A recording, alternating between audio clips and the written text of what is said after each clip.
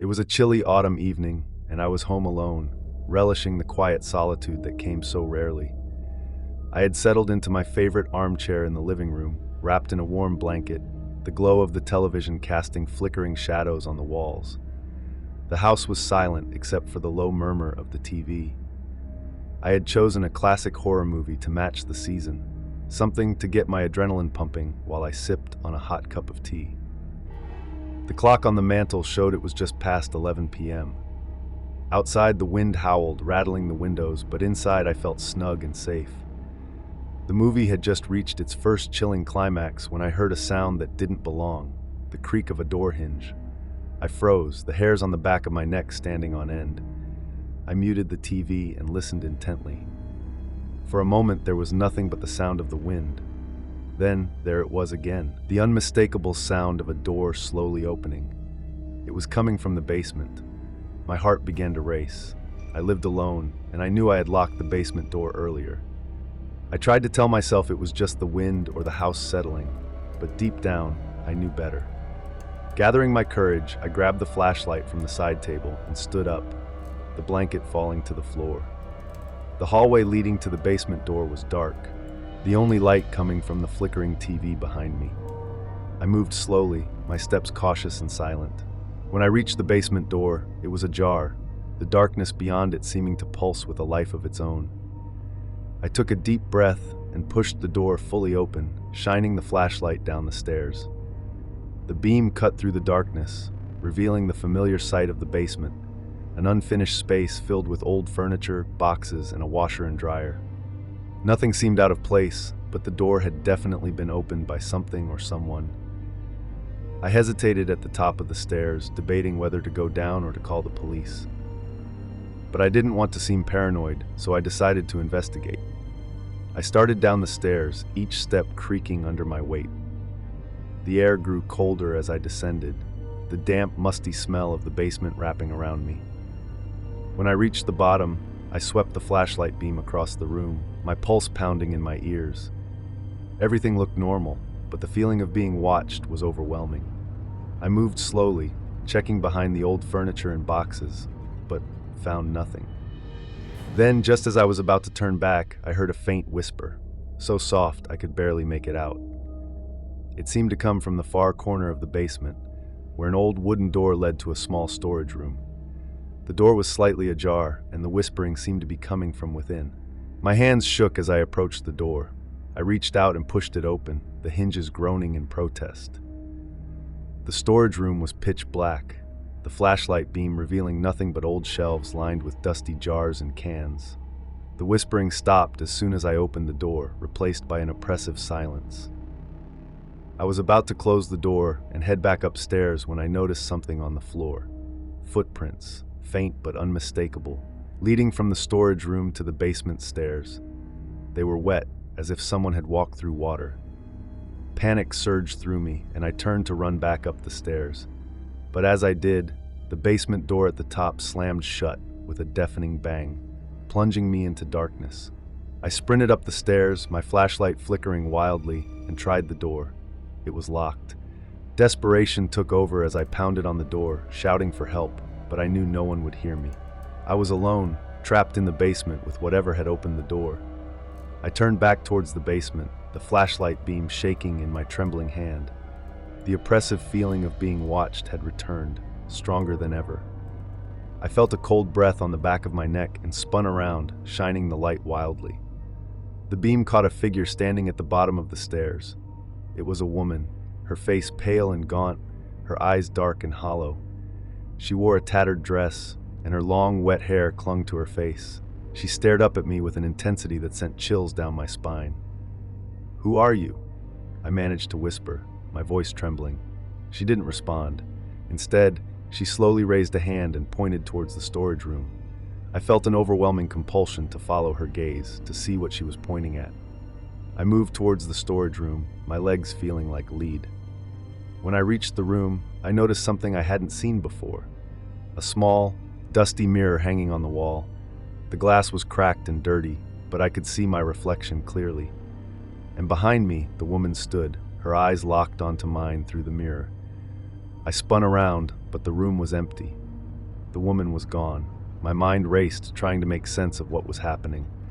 I felt a cold hand on my shoulder and whipped around again, but there was nothing there. The whispering started again, louder this time, filling the room with an eerie, unintelligible murmur. I backed out of the storage room, my heart pounding, and ran towards the stairs. The door at the top was still locked, and I pounded on it in desperation. Suddenly, the whispering stopped, replaced by a chilling silence. I turned to find the woman standing at the bottom of the stairs, her eyes fixed on me. She began to ascend the stairs, each step slow and deliberate. In a blind panic, I backed away from the door, my flashlight flickering and finally going out. The darkness was complete, and I could hear her footsteps getting closer. I fumbled for my phone, hoping to use its light, but it slipped from my trembling hands and clattered down the stairs. Her footsteps stopped, and I felt her presence right in front of me. I could barely breathe, the terror overwhelming. Her cold hand touched my face, and I felt a searing pain shoot through my head. I screamed, but no sound came out, and then everything went black. When I woke up, I was back in the living room, the morning sun streaming through the windows. My head throbbed, and I felt a deep, bone-chilling cold. The TV was off, and the house was eerily silent. I stumbled to my feet and glanced at the clock. It was 7 a.m. Had it all been a dream? I felt a faint hope, but when I looked down, I saw the wet footprints leading from the basement door to where I had been lying. The basement door was wide open, and from the darkness below, I heard the faint sound of whispering. I grabbed my keys and fled the house, not daring to look back. I knew I could never return. The woman in the basement would always be there, waiting, and I knew deep down that she would never let me go.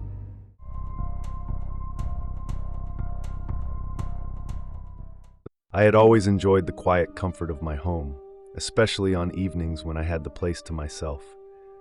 It was a modest 2-story house nestled in a peaceful neighborhood, far enough from the city to escape its constant hum. That night was no different. I had settled into the living room with a good book, the soft glow of the lamp casting a warm light over the pages. It was late, the kind of late where the world outside falls silent, and even the sounds of passing cars are a distant memory. I relished these moments of solitude, where I could unwind and let the stress of the week melt away. The only sounds were the faint ticking of the clock and the occasional creak of the house settling. I was deep into the story when I noticed it, a flicker of light from upstairs. At first, I thought it was my imagination, a trick of the eye from staring at the pages for too long. But then it happened again, more pronounced this time. The light in the hallway at the top of the stairs was flickering, casting erratic shadows on the wall. A shiver ran down my spine. I tried to shake off the unease, telling myself it was just a faulty bulb. Still, I couldn't ignore the growing sense of dread gnawing at the edges of my mind. With a reluctant sigh, I set my book down and stood up, the floorboards creaking beneath my feet. As I approached the staircase, the flickering grew more intense, the light almost strobing now. I hesitated at the bottom step, peering into the darkness beyond the intermittent flashes of light. "It's just a light bulb," I muttered to myself, hoping to quell the rising fear. Just a light bulb. I took a deep breath and started up the stairs, each step feeling heavier than the last. The flickering light cast disorienting shadows, warping the familiar surroundings into something sinister. When I reached the top, I could see the hallway clearly. The light fixture was swinging slightly, as if disturbed by a breeze, though all the windows were closed. The air was colder up here, and I hugged my arms to my body, shivering. The hallway stretched out before me, the doors to the bedrooms and bathroom closed, their frames outlined in the pulsing light. I walked slowly, each step a battle against the urge to turn and run back downstairs. As I reached the light fixture, I reached up to steady it, but as soon as my fingers touched the cold metal, the flickering stopped, plunging the hallway into darkness. My heart pounded in my chest, and I fumbled for the switch, flipping it off and then on again.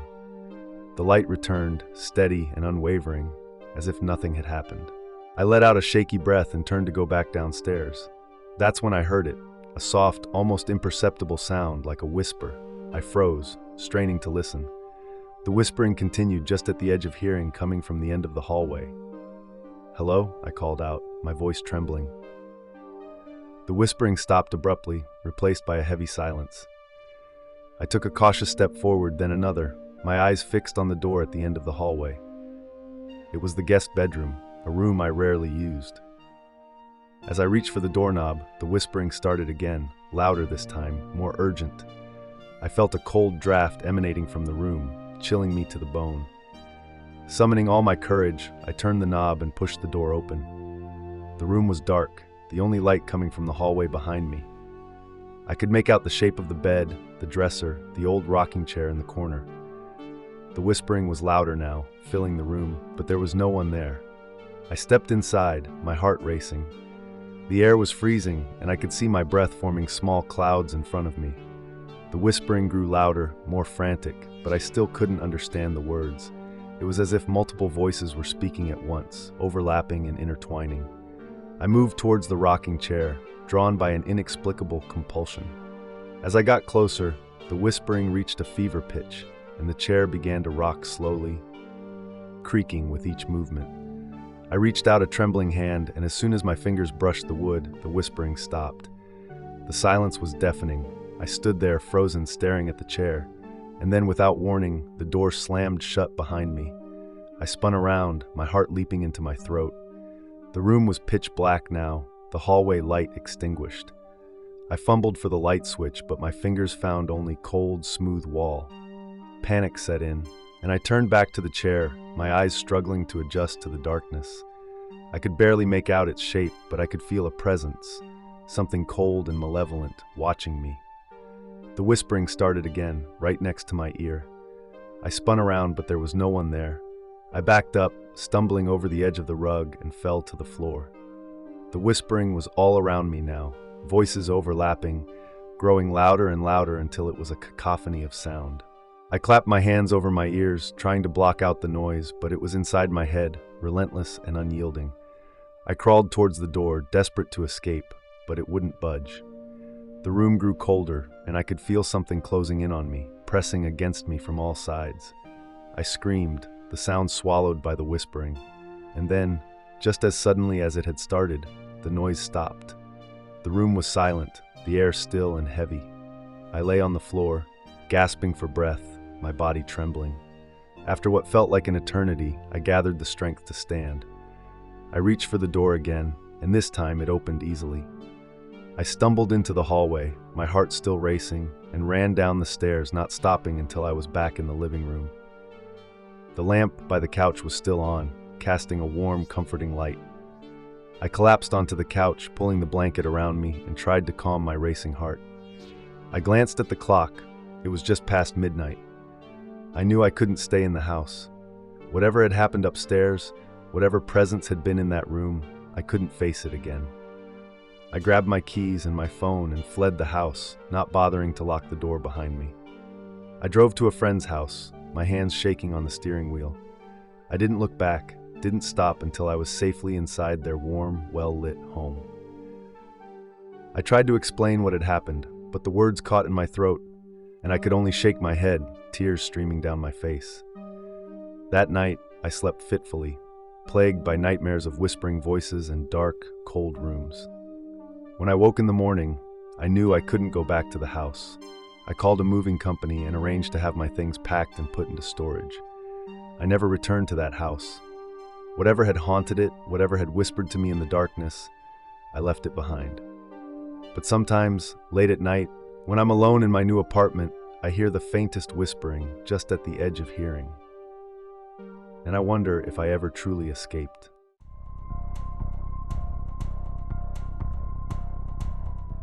It was a rainy Friday evening, and I was finally home alone after a grueling week at work. The steady patter of rain against the windows created a soothing backdrop as I settled into my favorite armchair with a mug of hot tea. My small house was my sanctuary, a cozy haven where I could escape the chaos of the world. The neighborhood was quiet, as it always was. Most of my neighbors were elderly or families who kept to themselves. I appreciated the tranquility, especially on nights like this, when all I wanted was to relax and unwind. I had just turned on the TV, scrolling through channels to find something mindless to watch, when I felt it, the unmistakable sensation of being watched. I glanced around the living room, half expecting to see someone standing in the shadows, but it was just me and the flickering screen. Shaking off the feeling, I turned back to the TV. The sensation persisted, though, a prickling at the back of my neck that refused to be ignored. My eyes drifted to the window, where the curtains were drawn but not fully closed. Through the small gap, I could see the dark silhouette of my neighbor's house across the street. And there he was, standing at his window, staring directly into mine. My breath caught in my throat. Mr. Thompson, an elderly man who lived alone, was watching me with an intensity that sent chills down my spine. His face was partially obscured by the rain-streaked glass, but his eyes were unmistakable, fixed on me with an eerie stillness. I forced a smile, lifting my hand in a half-hearted wave, hoping to break the tension. He didn't respond, didn't move, just stood there, watching. Unease settled over me like a heavy blanket. I tried to focus on the TV, but my gaze kept drifting back to the window, to Mr. Thompson's unwavering stare. Minutes passed, feeling like hours, and still, he didn't move. I decided to close the curtains completely, blocking out his unnerving gaze. As I stood up, a flash of lightning illuminated the room, followed by a clap of thunder that rattled the windows. I pulled the curtains shut, plunging the room into a comforting cocoon of darkness. But the feeling of being watched didn't dissipate. It grew stronger, more insistent, as if Mr. Thompson's eyes could pierce through the fabric. I sat back down, trying to shake off the growing sense of dread. An hour later, I couldn't take it anymore. I needed to confront him, to understand why he was watching me. Grabbing my raincoat, I headed out into the storm, the cold rain soaking through my clothes almost immediately. I crossed the street, my footsteps splashing through puddles, and made my way to Mr. Thompson's front door. I knocked loudly, the sound swallowed by the rain. No answer. I knocked again, harder this time, and called out, "Mr. Thompson? Are you okay?" Still no response. I peered through the front window, but the house was dark, the only light coming from the dim glow of a lamp in the living room. I couldn't see him anywhere. I tried the doorbell, but it didn't work. Frustration and fear gnawed at me as I pounded on the door one last time. Finally, it creaked open, and I stepped inside, calling out his name again. The house was eerily silent, the air thick with a musty odor. I made my way through the dimly lit hallway, my heart pounding in my chest. The living room was empty, the window where he had been standing now dark and lifeless. I moved deeper into the house, checking each room, but there was no sign of him. As I reached the back of the house, I found a door slightly ajar, leading down to the basement. A faint light seeped through the crack. "Mr. Thompson," I called out, my voice trembling. "Are you down there?" No response. I hesitated, every instinct telling me to leave, but something compelled me to descend the stairs. The basement was dimly lit, cluttered with old furniture and boxes. The air was damp and cold, the faint sound of dripping water echoing through the space. As I reached the bottom of the stairs, I saw him. Mr. Thompson was standing in the middle of the room, facing away from me, his back rigid and straight. Relief and fear washed over me in equal measure. "Mr. Thompson, what are you doing?" I asked, stepping closer. He didn't respond. I reached out to touch his shoulder, and as soon as my fingers made contact, he collapsed to the floor. Panic surged through me as I knelt beside him, checking for a pulse. His skin was cold, lifeless. I stumbled back, horror gripping me. That's when I heard it, a soft, shuffling sound from the far corner of the basement. I turned, my flashlight beam trembling as it swept across the room. The light caught movement, and I saw a figure lurking in the shadows. "Who's there?" I demanded, my voice shaking. The figure stepped into the light, and I gasped. It was a woman, her face gaunt and pale, her eyes hollow and empty. She moved closer, her movements jerky and unnatural. "Leave," she whispered, her voice a raspy hiss. "You don't belong here." I backed away, my heart racing. "Who are you? What do you want?" "Leave," she repeated, her eyes locked onto mine, "or you'll end up like him." Fear overwhelmed me, and I turned and ran up the stairs, the woman's chilling whisper following me. I burst out of the house and into the rain, not stopping until I was back in my own home. I locked the door behind me, my mind racing. Mr. Thompson was dead, and there was a strange woman in his house. I grabbed my phone and called the police, my hands shaking as I explained what had happened. They arrived quickly, but when they searched the house, they found no sign of the woman. Mr. Thompson's body was there, just as I had found it, but the basement was empty. They ruled his death as natural causes, but I knew the truth. I had seen her, heard her warning. The police didn't believe me, but I couldn't shake the feeling that she was still out there, watching. Every night, I kept my curtains tightly closed, the memory of Mr. Thompson's stare haunting me. Weeks passed, and the neighborhood returned to its quiet normalcy, but the sense of unease never left me. I felt her presence, lurking in the shadows, waiting. One night, as I was getting ready for bed, I heard a soft tapping on my window. My heart skipped a beat as I approached, peeking through the gap in the curtains. She was there, standing in the rain, her hollow eyes locked onto mine. Her lips moved, forming a single word: leave. I knew then that there was no escaping her. She had taken Mr. Thompson, and now she was coming for me. The light flickered, and the room grew cold. I backed away from the window, my breath coming in ragged gasps. The tapping continued, relentless and inescapable. The house that had once been my sanctuary had become a prison, and there was no way out. The last thing I saw was her face, pressed against the glass, her eyes empty and soulless. And I knew, in that moment, that I was doomed to share Mr. Thompson's fate. The darkness closed in, and the world faded away, leaving me alone with her forever.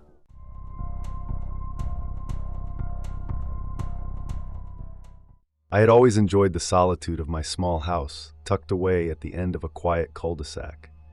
It was my sanctuary, a place where I could unwind and escape the constant noise of the world. But that night, solitude turned into isolation, and the house that once felt comforting now felt like a trap. It was a Friday night, and I had planned for a relaxing evening.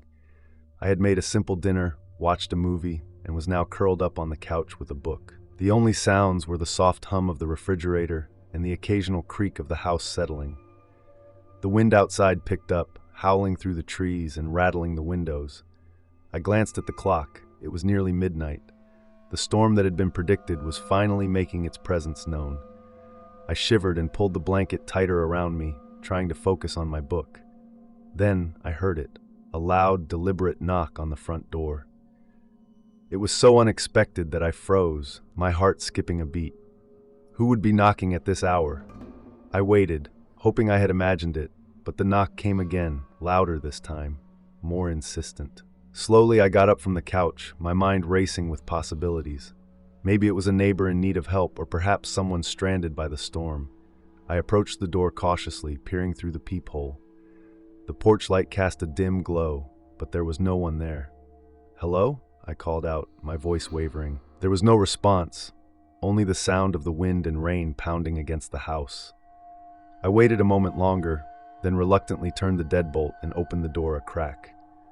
The porch was empty, the street beyond it dark and deserted. I stepped outside, feeling the cold rain on my skin as I looked around. The wind whipped through the trees, creating an eerie symphony of rustling leaves and creaking branches. Shivering, I stepped back inside and closed the door, double-checking the lock. I returned to the couch, trying to shake off the unease that had settled over me. I told myself it was just kids playing a prank or my mind playing tricks on me, but the feeling of being watched lingered, and I couldn't focus on my book.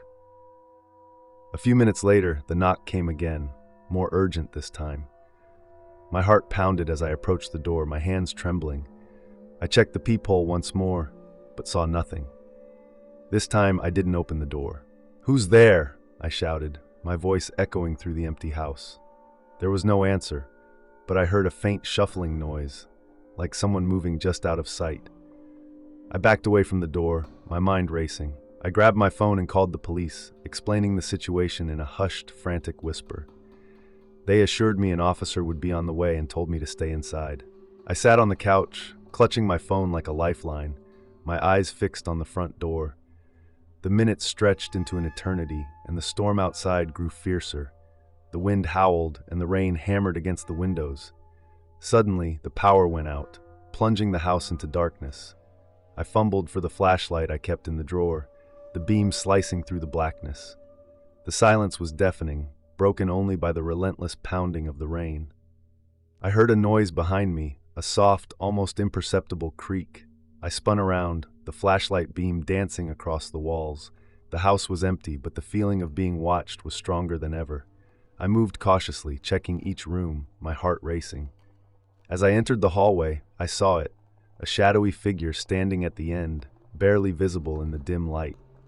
My breath caught in my throat as I shone the flashlight directly at it, but the figure disappeared, melting into the darkness. Panic set in, and I ran back to the living room, my mind screaming for a way out. The front door was still locked, but I couldn't bring myself to open it. I felt trapped, surrounded by unseen eyes. Then, the knocking started again, this time from the back door. It was slow and deliberate, each knock a sharp, piercing sound that sent chills down my spine. I knew I had to get out, but every exit felt like a trap. Gathering all my courage, I decided to make a run for it. I grabbed my keys and my phone and bolted for the front door. As I reached it, the knocking grew louder, more frantic, as if whatever was outside knew I was trying to escape. I flung the door open and ran into the storm, the rain blinding me as I stumbled down the steps. I didn't stop to look back. I just ran, my feet pounding against the wet pavement. I could hear footsteps behind me, heavy and relentless, matching my pace. I reached the end of the cul-de-sac and turned onto the main road, hoping to see the headlights of the police car. But the street was empty, and the footsteps were getting closer. I darted into the woods, branches scratching at my face and clothes as I pushed through the undergrowth. I didn't know where I was going. I just knew I had to keep moving. The footsteps followed, never faltering, always just behind me. My lungs burned and my legs ached, but I couldn't stop. Finally, I burst into a clearing and saw the lights of a house in the distance. I ran towards it, my last hope for safety. I pounded on the door, screaming for help, but there was no answer. The house was dark and silent. Desperation took over, and I tried the door. It was unlocked, and I stumbled inside, slamming it shut behind me. I collapsed on the floor, gasping for breath, my body trembling with fear. The house was empty, abandoned, but it felt safer than the darkness outside. I found a corner to hide in, clutching my flashlight like a weapon. The knocking had stopped, but I knew it was still out there, waiting. I stayed there, too afraid to move, until the first light of dawn began to filter through the windows. The storm had passed and the world outside seemed calm and serene, but I knew the terror wasn't over. When the police finally found me, I was a trembling mess, barely able to speak. They searched the area but found no sign of the figure that had pursued me. They chalked it up to my imagination, a result of fear and panic in the storm, but I knew the truth. I knew that whatever had been knocking on my door was still out there, waiting for another chance. And I knew that no matter where I went, no matter how far I ran, I would never truly be safe. The knocking would follow me, a relentless reminder of the night my sanctuary became my prison.